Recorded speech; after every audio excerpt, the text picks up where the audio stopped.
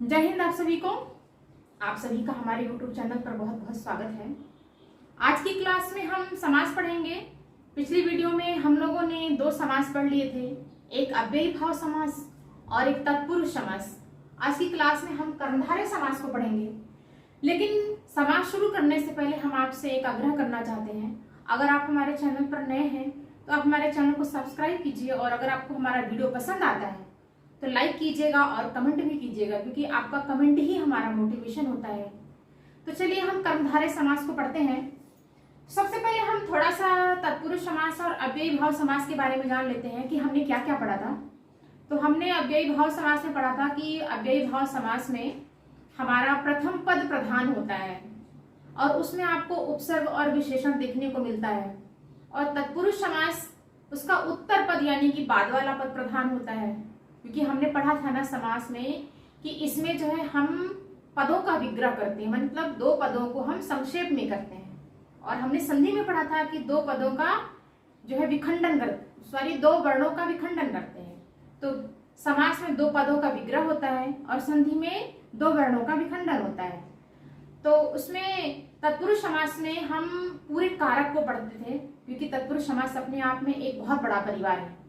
उसमें सभी कारक एक दूसरे से बंधे हुए हैं। तो इस सबको हमने डिटेल में पढ़ लिया था। आज हम कर्मधारय समास को पढ़ेंगे। तो चलिए हम कर्मधारय समास को पढ़ते हैं। और कर्मधारय समास और बहुब्रीहि समास दोनों आपस में एक दूसरे से बहुत नजदीक हैं। बस थोड़ा सा पहचानने में अगर मिस्टेक हो गई तो हमारे एग्जाम में आए हुए क्वेश्चन गलत हो जाते हैं। तो आज हम कर्मधारय समास और बहुब्रीहि समास दोनों की कॉन्सेप्ट को बहुत अच्छे से समझेंगे, ताकि परीक्षा में गलतियां ना हो सकें। तो चलिए देखते हैं कर्मधारय समास। कर्मधारय समास है कि इस समास में एक पद विशेषण होता है और दूसरा विशेष होता है।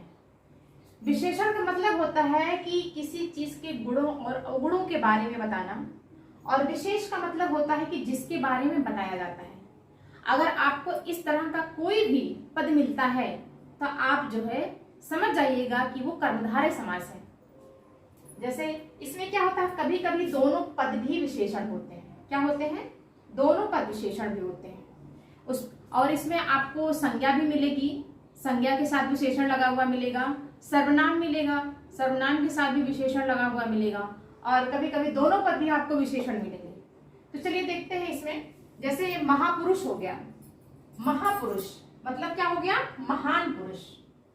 छुट भैया, छोटा भैया। महादेव, महान देव, इसमें क्या है? महान पुरुष। जैसे हम अगर महापुरुष, महापुरुष ये पहला पद हो गया, ये दूसरा पद हो गया। इसमें क्या कहा गया है कि एक पद विशेषण होता है और दूसरा विशेष होता है। तो इसमें विशेषण कौन सा है? महा, क्योंकि महानता बताई गई है। और विशेष मतलब जिसके बारे में बताया जाता है वो विशेष होता है। तो पुरुष के बारे में बताया गया है कि पुरुष क्या है? महान है, महान पुरुष। तो इसमें क्या हमको मिल गया? विशेषण और विशेष मिल गया।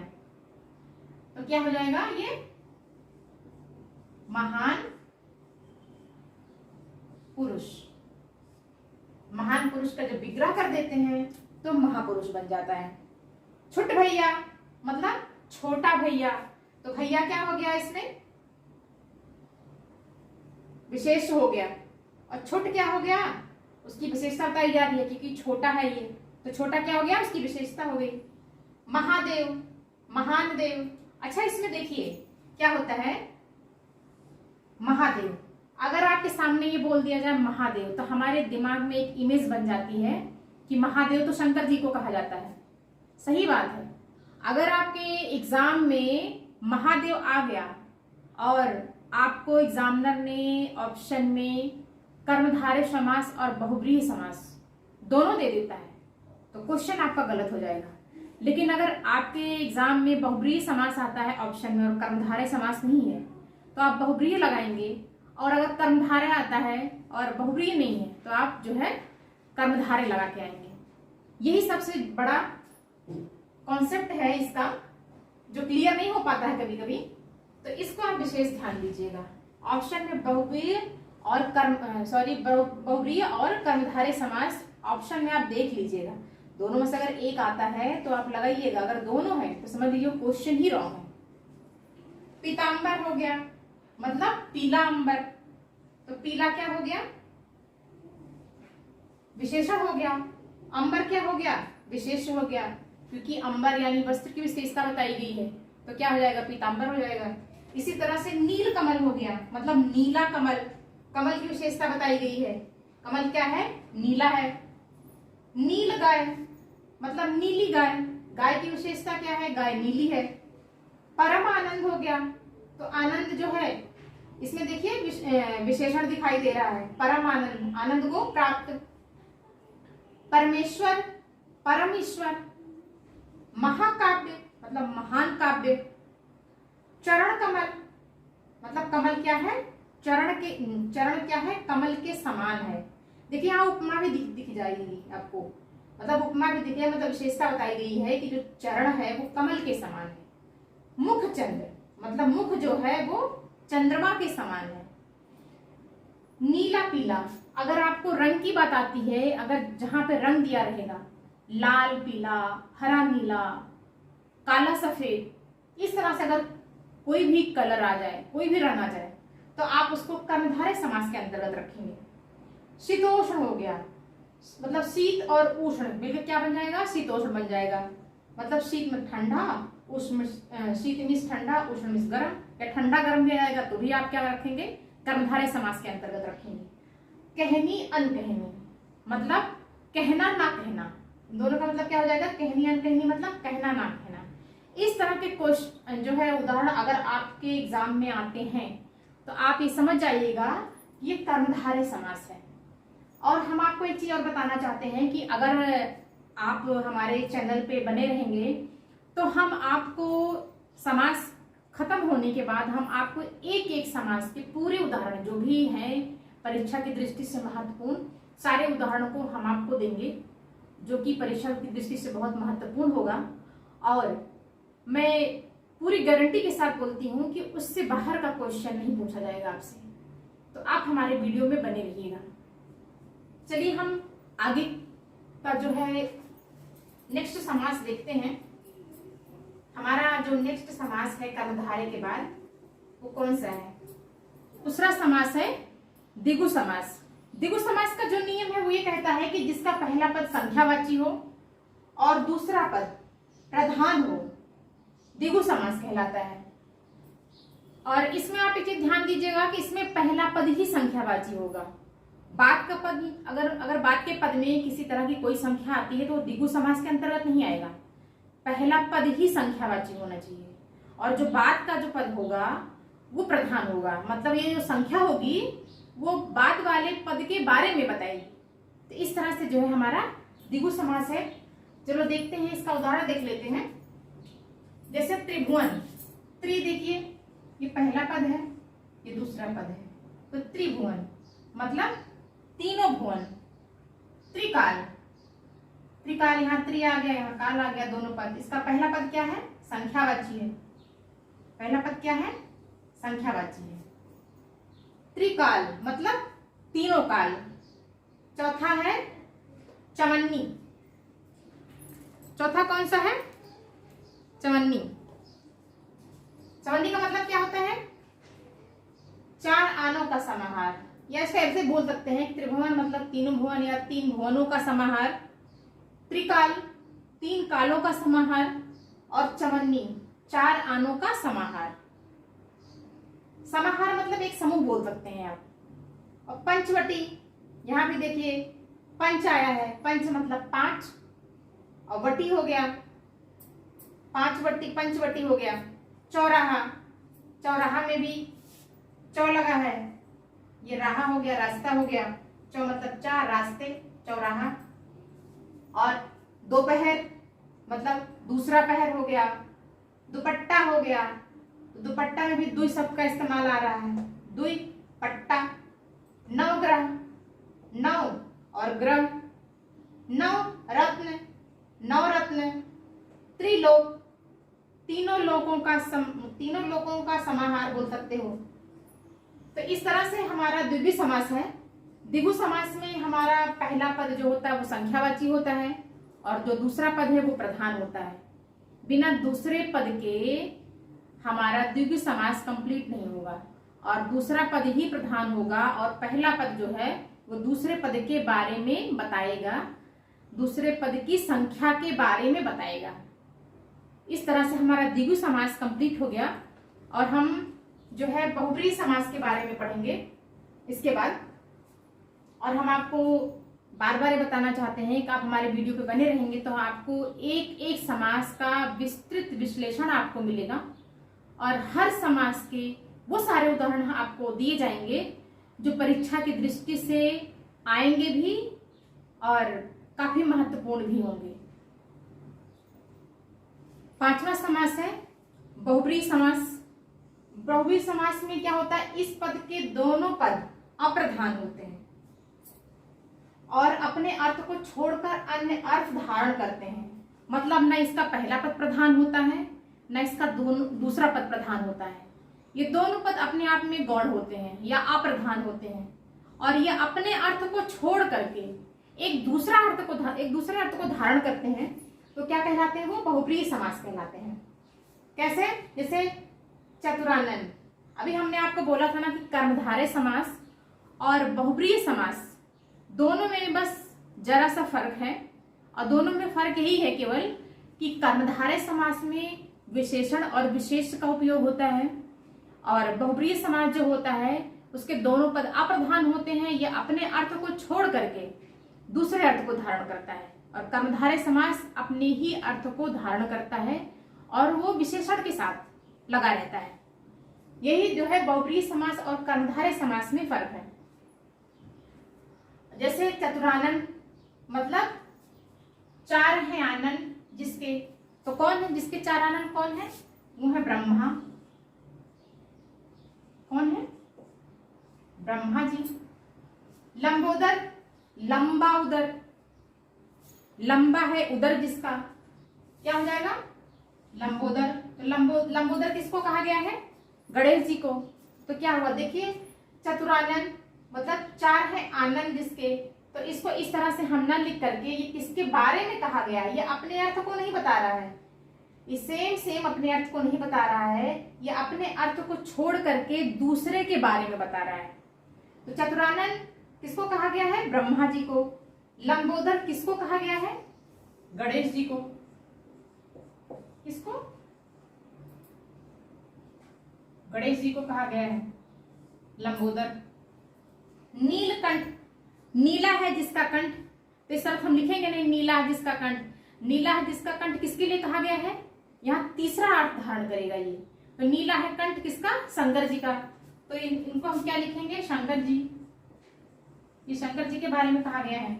पंचानन, पांच है आनंद जिसके, यानी पांच है मुख जिसके, तो किसके लिए कहा गया है, ये हनुमान जी के लिए कहा गया है, हनुमान जी के लिए कहा गया है। वीणा पाड़ी मतलब वीणा को हाथ में धारण करने वाली, तो कौन है, सरस्वती। सरस्वती। इस तरह से आप देख रहे हैं ये अपने अर्थ को छोड़ करके किसी अन्य अर्थ को धारण कर रहा है। चंद्रभाल मतलब जिसके भाल पर चंद्रमा हो, तो कौन है ये, शंकर जी हैं। शूलपाणी, शूल को मतलब त्रिशूल को धारण किए हुए, शूल प्राणी। शूल पाणी किसके लिए कहा गया है, ये भी शंकर जी के लिए ही कहा गया है। और हाँ देखिए यहाँ पर संख्याओं का भी बोध हो रहा है, जहां संख्याओं का बोध होगा वहां भी बहुब्रीहि समास होगा। इसको कैसे लिखेंगे, 31, 31 को क्या लिखेंगे, 30 और 1। इसी तरह से 21 को क्या लिखेंगे, 20 और 1, क्या 20 और 1। 61 है तो 60 और 1। चक्रपाणी, तो चक्रपाणी किसको कहा गया है, विष्णु जी को। विष्णु जी। इस प्रकार से आप देख रहे हैं कि बहुब्रीहि समास में इसके दोनों पद अप्रधान है, मतलब दोनों पद का अपने में कोई विशेष महत्व नहीं है। यह अपने विशेष महत्व को छोड़ करके किसी तीसरे अर्थ को या किसी अन्य अर्थ को धारण कर रहा है। तो इस तरह से यह हमारे बहुब्रीहि समास की पहचान है। और बहुब्रीहि समास की जो सबसे अच्छी पहचान हम आपको बता दें कि जितने भी पर्यायवाची शब्द आएंगे, जितने भी पर्यायवाची शब्द आपको मिलेंगे, वो सब बहुब्रीहि समास के अंतर्गत आएंगे। तो इस तरह से हमारा बहुब्रीहि समास का टॉपिक कंप्लीट होता है। हम नेक्स्ट टॉपिक देखते हैं द्वंद्व समास। हम द्वंद्व समास के बारे में अब पढ़ते हैं, जो कि हमारा नेक्स्ट और आखिरी टॉपिक है। आखिरी समास है द्वंद्व समास। और द्वंद्व समास में क्या है, इसमें दोनों पद प्रधान होता है। अभी आपने बहुब्रीहि समास में पढ़ा था कि इसके दोनों पद अप्रधान होते हैं, उसका जस्ट उल्टा होता है द्वंद्व समास। द्वंद्व समास में क्या होता है, इसका दोनों पद प्रधान होता है। बहुब्रीहि समास में दोनों पद अप्रधान, इसका दोनों पद प्रधान होता है। और इसकी पहचान क्या होती है, इसमें योजक चिन्ह लगे होते हैं, और, अथवा, एवं, इस तरह के आदि योजक चिन्ह लगे होते हैं। और इसमें अगर देखा जाए, इसमें जो दोनों पद होते हैं उनमें एक प्रतिस्पर्धा की भावना होती है। प्रतिस्पर्धा इसलिए कि ना पहला पद कम होता है ना दूसरा पद कम होता है, अपने आप में दोनों का अपना महत्व है, इसलिए तो बोला गया है इसके दोनों पद जो होते हैं वो प्रधान होते हैं। और उसका जरा सा उदाहरण देख लेते हैं। भाई बहन, मतलब भाई भी प्रधान है, बहन भी प्रधान है।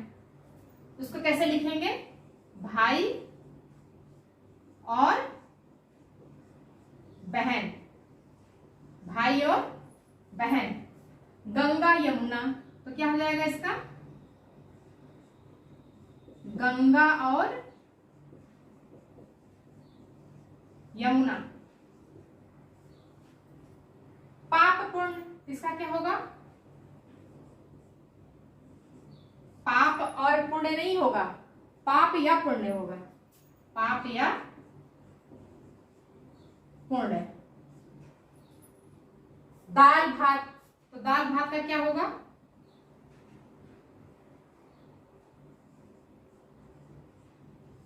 दाल और भात, दाल और भात। धर्माधर्म, धर्माधर्म में क्या होगा, धर्म या अधर्म, क्या होगा, धर्म या अधर्म।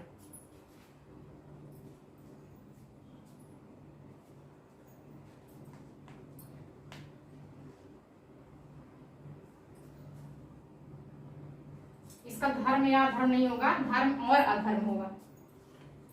क्या होगा, धर्म और अधर्म होगा, धर्म और अधर्म। लाभालाभ, यानी कि लाभ या अलाभ। ये जो क्वेश्चन है ये धर्माधर्म, लाभालाभ, ये थोड़े से कंफ्यूज करते हैं। अगर इस तरह से दोनों को मिलाकर पूछा जाता है तो कभी कभी क्या होता है कि हमारे जो आंसर्स हैं वो गलत हो जाते हैं, क्योंकि हम उनको तोड़ के निकाल नहीं पाते हैं। इसलिए इसको तोड़ करके समझना बहुत जरूरी है, नहीं तो आप पेपर में इस तरह के अगर सवाल पूछे गए तो आप गलत कर देंगे। इसलिए आप इस पे बहुत विशेष ध्यान दीजिए। थोड़ा बहुत हो गया, थोड़ा, थोड़ा या बहुत।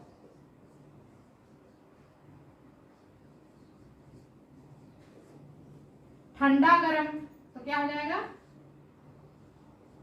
ठंडा या गरम। रुपया पैसा, अब रुपया पैसा को ये नहीं लिखेंगे हम कि रुपया या पैसा, इस तरह नहीं लिखेंगे, इसको लिखेंगे रुपया पैसा वगैरह। क्या, रुपया पैसा वगैरह।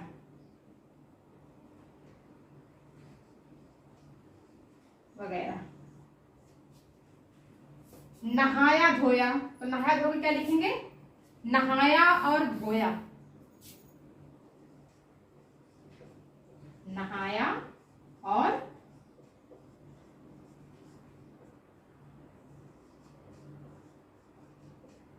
गया। इस तरह से हमारे जो है समाज के सारे टॉपिक कंप्लीट हो गए और हमने कोशिश यही किया है कि जितने भी महत्वपूर्ण उदाहरण हैं वो हमने देने का प्रयास किया है इस वीडियो में। और अभी कुछ ऐसे भी उदाहरण हैं जो काफ़ी महत्वपूर्ण हैं, तो उसको भी मैं देने का प्रयास करूंगी आप सभी को। और मैं ये चाहती हूँ कि हर समाज का अपना एक डिटेल में एक टॉपिक बनाऊं और आप हमारे वीडियो में बने रहिएगा। आपको जितने भी समाज हैं सबके एक एक टॉपिक्स का डिटेल में आपको विश्लेषण मिलेगा और जो पेपर की दृष्टि से बहुत ही महत्वपूर्ण होगा। तो इस तरह से हमारा जो है हिंदी व्याकरण का समास का टॉपिक जो है वो कंप्लीट होता है। अगर आप हमारे चैनल पर नए हैं, आप हमारे वीडियो को देख रहे हैं, तो आप हमारे चैनल को